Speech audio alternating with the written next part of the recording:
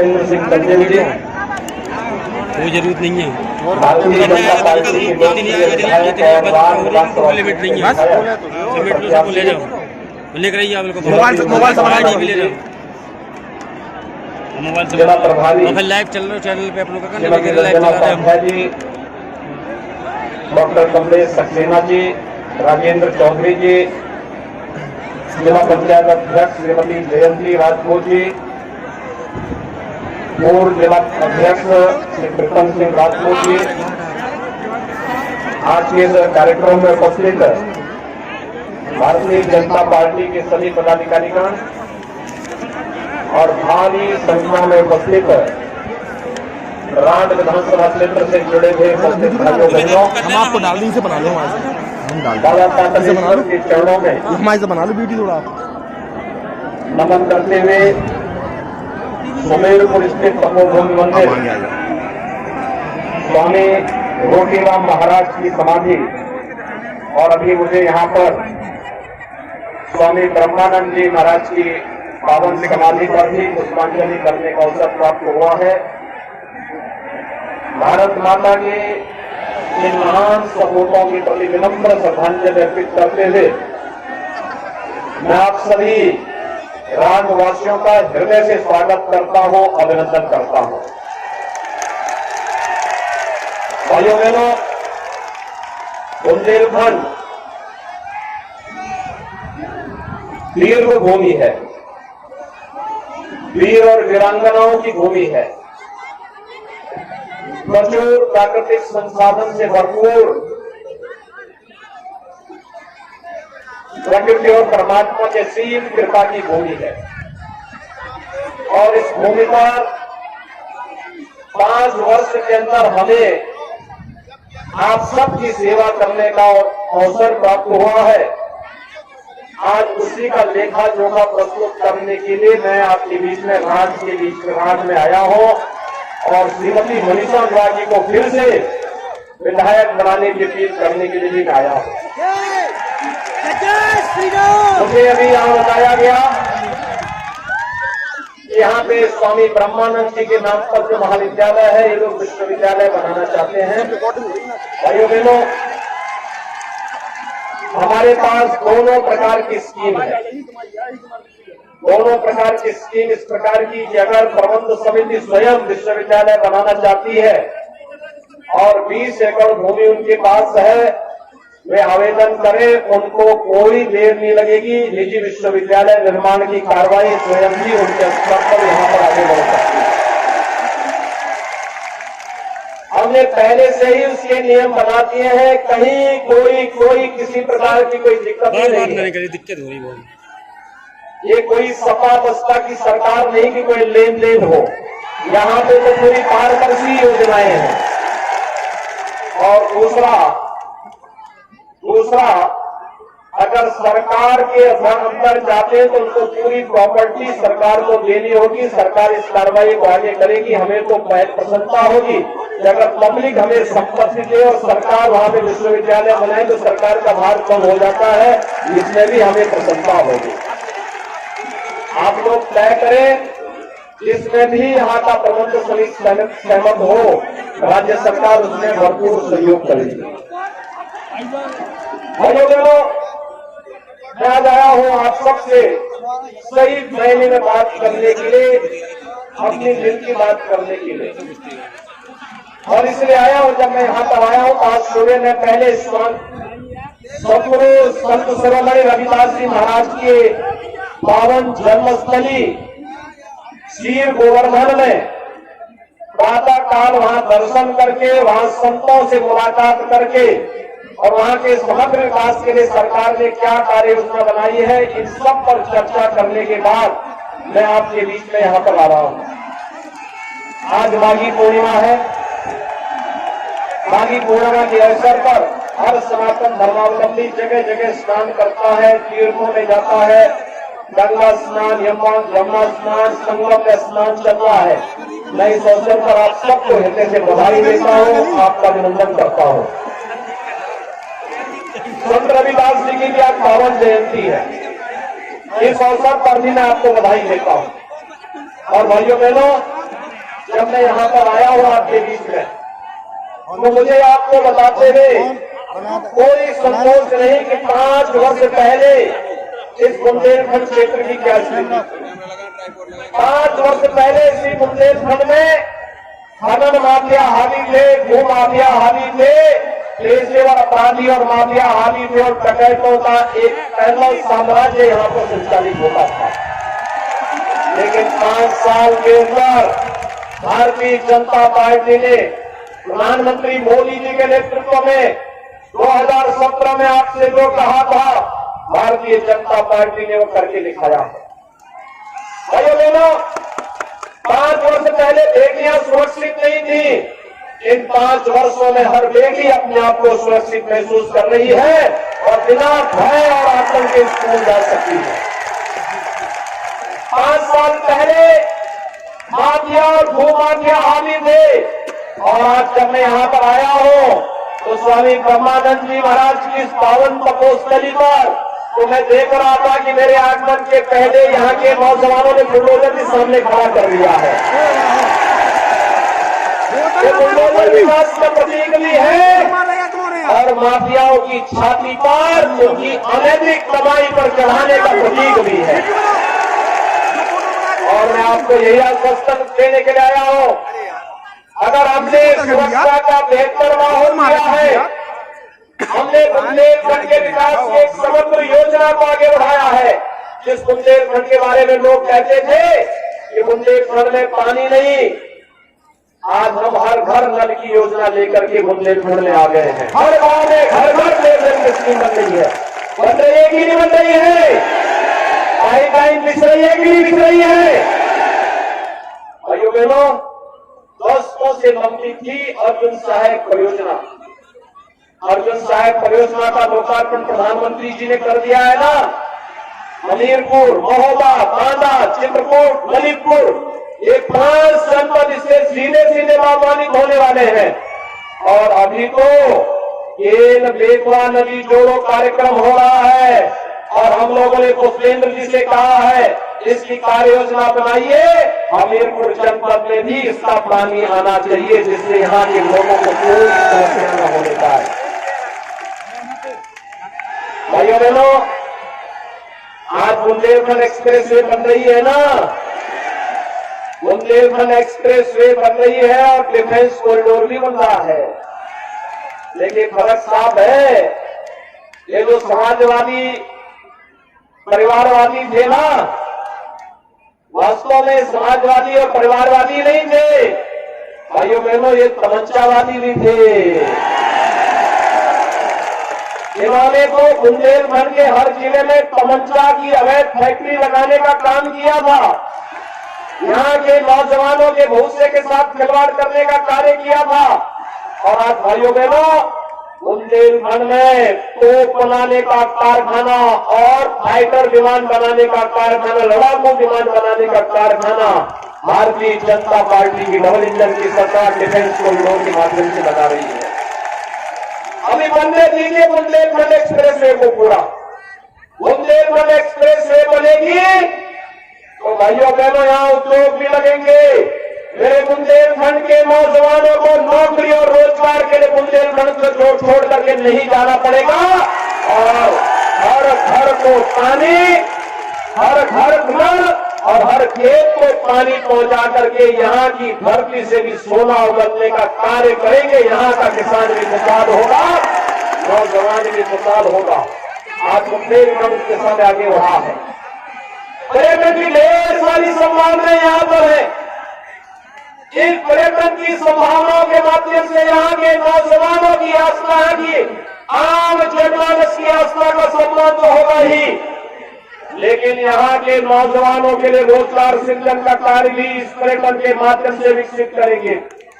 और इसीलिए आज मैं आपके पास आया हूँ। भाइयों बहनों, आप देख सकते हैं बुंदेलखंड के लिए हमारी जो कार्य योजना थी, अकेले हमीरपुर जनपद की ही मैं बात करूं तो भाइयों बहनों, हमीरपुर में 41,400 से अधिक किसानों का ऋण माफी का कार्यक्रम हमारी सरकार ने किया था। 41,400 प्रधानमंत्री किसान सम्मान निधि में 1,76,600 से अधिक किसानों को सालाना 6,000 रुपए सालाना उनके अकाउंट में स्वतः ही आ रहे हैं। भाइयों बहनों, पाइप पेयजल स्कीम के अंतर्गत यहां पर 27,682 परिवारों में कनेक्शन दिए जा चुके हैं। और अगर मैं दिव्यांगजन पेंशन, निराश्रित महिला पेंशन, वृद्धावस्था पेंशन की बात करूं, समाजवादी पार्टी ने इस पेंशन को रोक दिया था। और भाइयों बहनों, आज हमारी सरकार प्रदेश के अंदर 1 करोड़ दिव्यांगजनों को, विधवा महिलाओं को और प्रदेश के वृद्धजनों को 12,000 रुपए सालाना पेंशन उपलब्ध करवा रही है। और अगर मैं हमीरपुर की बात करूं तो 7,066 दिव्यांगजन, 17,329 निराश्रित महिला और 49,045 वृद्धजनों को हम आज के दिन पर बुंदेलखंड में 12,000 रुपए पेंशन की सुविधा अकेले हमीरपुर जनपद में उपलब्ध करवाने का कार्य कर रहे हैं। भाइयों बहनों, प्रधानमंत्री आवास योजना समाजवादी पार्टी की सरकार में पूरे प्रदेश में 5 वर्ष में 18,000 आवास नहीं दे पाए थे पूरे प्रदेश में। और हमारी सरकार ने, भारतीय जनता पार्टी की डबल इंजन की सरकार ने इसी कालखंड में 43,50,000 गरीबों को एक आवास दिया है। और हमीरपुर में 15,000 गरीबों को एक आवास मिल गया है। भाइयों बहनों, हमारा युवा कैसे छूट जाएगा? हमने तय किया है हर युवा को स्मार्टफोन और टैबलेट उपलब्ध करवाने का कार्य करेंगे। 200 नौजवानों को मिल चुका है, इसकी कार्रवाई चल रही है। समाजवादी पार्टी ने इसकी कंप्लेंट कर दी है चुनाव आयोग में। उस देर के लिए भले रुका होगा। अभी तो 1 करोड़ नौजवानों को दे रहे हैं। अगर हमने कहा तुम रोक लगाओगे, हम चुनाव के बाद 2 करोड़ नौजवानों को टैबलेट स्मार्टफोन देने का कार्य करेंगे। भाइयों बहनों, आज जो मैं आपके पास आया हूं आपसे कहने के लिए, मैं तो आपसे एक अपील करने के लिए आया हूं। मुझे एक बात बताइए, कोरोना कालखंड में सपा बसपा कांग्रेस के नेता कहीं थे? कहीं दिखाई दे रहे थे? ये परिवारवादी, वंशवादी और रुपया ब्रांड जो समाजवाद का आया है, परिवारवाद का, वंशवाद का, माफियावाद का, तमंचावाद का, क्या ये लोग भी कहीं थे? कहीं आता पता लग रहा था इनका? लेकिन कोरोना कालखंड में भी डबल इंजन की सरकार कार्य कर रही थी ना। फ्री में टेस्ट, फ्री में उपचार, फ्री में वैक्सीन। कितने लोगों ने वैक्सीन ले ली है? और सड़क वाले लोग, क्या आप वैक्सीन से पड़े हैं क्या? आप में से कितने लोगों ने वैक्सीन ली है? सभी लोग हाथ बढ़ा करके मुझे बताओ। आपका अभिनंदन। 100% लोगों ने वैक्सीन ले ली है। भाइयों बहनों, मैं आपसे बताना चाहता हूं, यही वैक्सीन कोरोना महामारी से बचा रही है। तीसरी वेव कब आई, कब चली गई, कोई पता नहीं लगी। क्योंकि कोरोना को हमने, जैसे आपने सपा बसपा कांग्रेस के चिन्ह को बोतल में बंद करके हमेशा के लिए इन्हें राजनीति से खारिज कर दिया है, ऐसे ही कोरोना के चिन्ह को हम लोगों ने भी बोतल में बंद करके हमेशा के लिए इन्हें बंद करके रख दिया है। और इसी रात में आपके पास आया आपसे कहने के लिए, फ्री में वैक्सीन, सबको वैक्सीन। लेकिन जो लोग वैक्सीन का विरोध कर रहे थे, आज समय आ गया है चुनाव की जोरदार वोट की चोट से इनको मुंहतोड़ जवाब देने की आवश्यकता है। और भाइयों बहनों, एक बात और, फ्री में वैक्सीन, सबको वैक्सीन तो मिलाई। अब तक की महामारी का ये रिजल्ट रहता था कि जितने लोग बीमारी से मरते थे, उससे कई ज्यादा लोग मरते थे भूख से। डबल इंजन की सरकार ने हर महीने 2 बार राशन दिया है ना, डबल डोज राशन की भी सभी लोगों को मिल रहा है ना। कोई दिक्कत तो नहीं है। ये राशन पहले सपा की सरकार में कहां चला जाता था? आ जाता था सिपाही खानदान, उनके मुर्गे खा जाते थे, गरीब देखता रह जाता था। आज कह रहे हो कि घी देंगे, अरे जब मौका मिला था तब तो सब गरीबों को हजम कर गए थे। आज देंगे कहां से? आज तो जनता इस लायक ही नहीं छोड़ रही कि वे दे सके। आज कहते हैं कानून अच्छा करेंगे, अरे अच्छा तो हम कर ही चुके हैं। आप सोचिए, आपने समाजवादी पार्टी के नेताओं का बयान किसी अच्छे कार्य में सराहना करते हुए देखा है क्या कभी? वैसे समाजवादी पार्टी से अच्छे की उम्मीद की भी नहीं जा सकती। उनकी संवेदना किसानों के प्रति नहीं, नौजवानों के प्रति नहीं, बेटियों की सुरक्षा के प्रति नहीं, उनकी संवेदना तब होती है भाइयों बहनों, तब जागती है जब माफियाओं के ऊपर बुलडोजर चलता है। तब कहते ये नहीं चलना चाहिए। माफिया के प्रति, पेशेवर अपराधियों के प्रति उनकी संवेदना है। उनकी संवेदना गांव के लिए नहीं, गरीब के लिए नहीं, नौजवान के लिए नहीं, किसानों के लिए नहीं है। और इसलिए भाइयों बहनों मैं आप सबसे कहने के लिए आया हूं, भारतीय जनता पार्टी ने विकास किया है और भारतीय जनता पार्टी विकास कराएगी। हमने तो जो कहा वो करके दिखाया है। आगे मुझे बताइए, क्या अयोध्या में राम मंदिर का निर्माण कांग्रेस, सपा, बसपा कोई कराएगा क्या? कौन करा रहा है? ये भाजपा की डबल इंजन की सरकार ही करा पाएगी। काशी में काशी विश्वनाथ धाम का निर्माण कौन करा रहा है?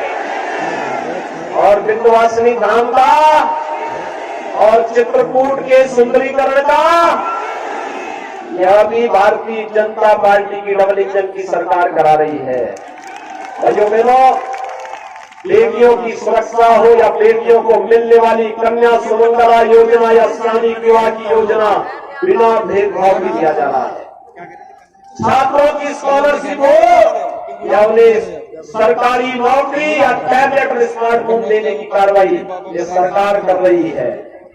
हर घर नल और हर खेत को पानी देने का काम भी कोई कर रही है, तो भारतीय जनता पार्टी की डबल इंजन की सरकार कर रही है। तो भाइयों बहनों, वोट पाने का अधिकार भी तो भारतीय जनता पार्टी को ही होना चाहिए ना। क्या मनीषा अनुरागी जी को भारी बहुमत से विजयी बनाएंगे? भारी बहुमत से कमल चुनाव चिन्ह पर। भाइयों बहनों, ये कमल चुनाव चिन्ह पर याद रखना, विपक्षियों की जमानत पर जब जब्त होगी, चुनाव के दिन जब आप पहले करेंगे पहले मतदान, फिर जलपान, पहले मतदान, पहले मतदान, पहले मतदान।